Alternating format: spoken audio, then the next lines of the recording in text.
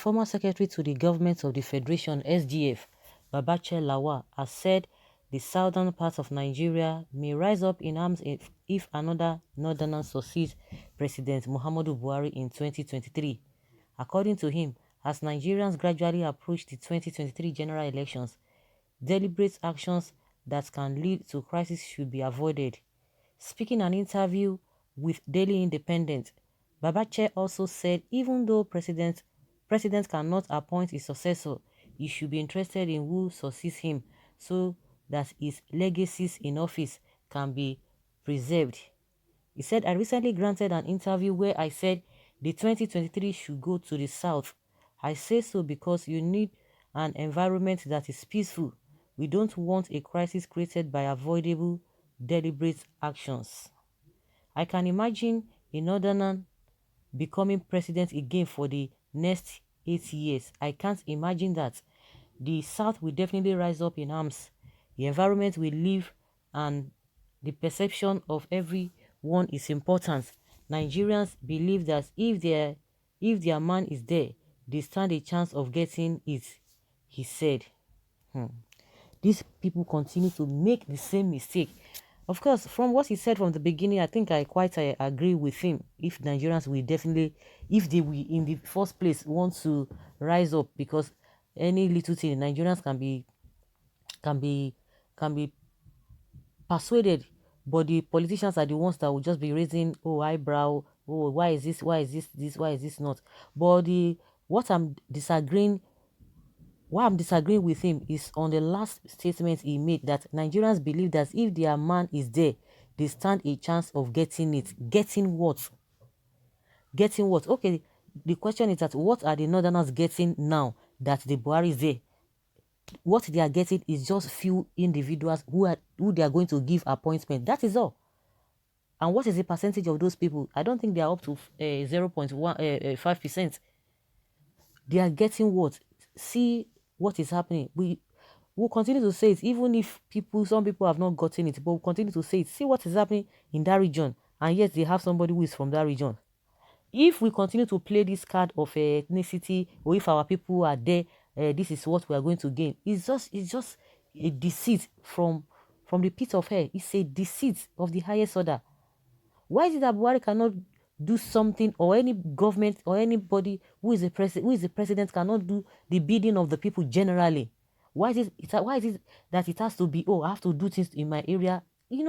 That means we have not started. That is where we are having problem. Because if things are being done accordingly, if we are following the system, if we are following the constitution the way it ought to, nobody cares where anybody comes from.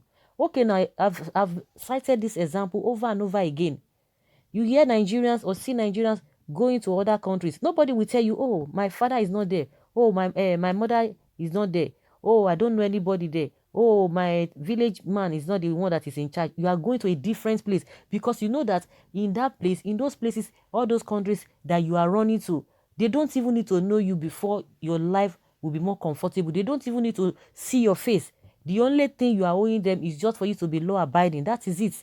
Once you are law-abiding and you get there genuinely, you are as you can, I don't know how to put it. You are as eligible as the people who are from that country. Nobody will tell you, I don't want to go to UK, I don't want to go to the UK, I don't want to go to Canada because it is not my village person. Oh, the person is not an Igbo person, or the person who is the president, or who is in charge of maybe the particular place, town you are going to be residing. It's not from my place. Oh, the person is not an Akwa Ibom person. I will not be marginalized. In the face value, of course, you are going to say that. But we know that we have a little things, but little things that happen that people call racism or whatever. You cannot compare that to what is happening in Nigeria. In our country, I don't even think, because if you say we are maybe third class citizens or fourth class citizens, it's an understatement. We don't even belong to any class in the first place. Those who have class are the politicians and their children, and those who are close to them. Man, no man. You can say, okay, you belong to this class. You know them. You know who and who to call. But in all those foreign countries that everybody always wants to rush to, you don't need to know anybody. You get there, you just want to go there. And people who have been there before you, they will tell you what has been happening. You will be eager, you'll be interested in going to that place. But what do we have here? It's a different ball game entirely. So it's not until when somebody who is from your side becomes the president or becomes the head of where you are, before we can get it right. It's because of the kind of politics we are playing, dirty politics, wickedness, politics of wickedness, of bitterness. That is what we are playing. That's why we cannot get it right. Like I said, from what this Babache Lawa has said, I quite agree with him. But that statement of is going to be the people believe that they will stand a chance. It's very, very wrong, and that's why we are still where we are today. It has kept us on where we are, and we are still on our knees. We are not going. We are not just moving forward. Those who are enjoying Nigeria are the politicians. That is just it. The rest people, you just survive of the fittest. If it favors you, fine. There is no level playing ground. There's nothing you can even lay on. Everything is just struggle. Everything is just stress, stress, stress, stress. So that is just my opinion. So whether the Southerners are going to take up arms, it's not less for them, because I don't think there's anybody that has been favored in all of these their governance and what have you.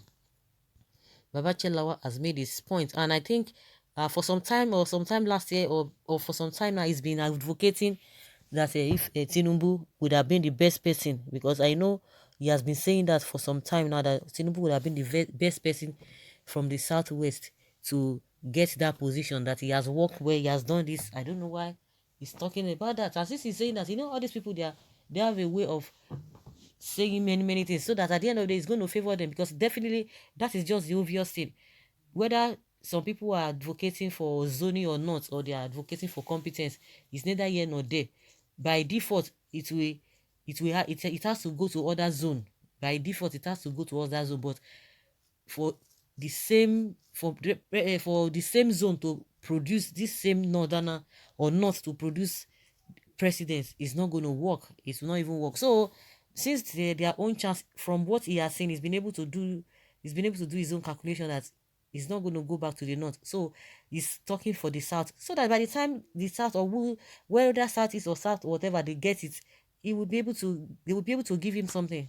But don't forget that there's something hanging on this man before now. But let's leave that. That is not even the reason why we are talking now. But let's hear what people are saying concerning his reasons for Southwest or South to get the presidency in 2023. Let the South dare make that mistakes again.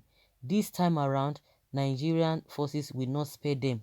The entire southern region will be okay, will be something else. Okay, its rotation enshrined in the constitution. Politics is about votes. Chikena. Okay.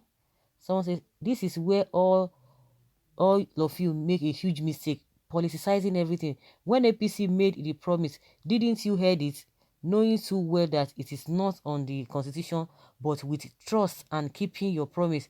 PDP agreed in the same rotation that makes every presidential aspirant from other tribes to step down for Buhari and Atiku. Nigeria is sitting on a time bomb. With underage voters, you think we don't know what you guys know or what you guys do. And so since you know what they do, what have you done about it? No, it is all about talk here and there. So guys, let's hear your opinion. Leave your comments below and let us know what you think.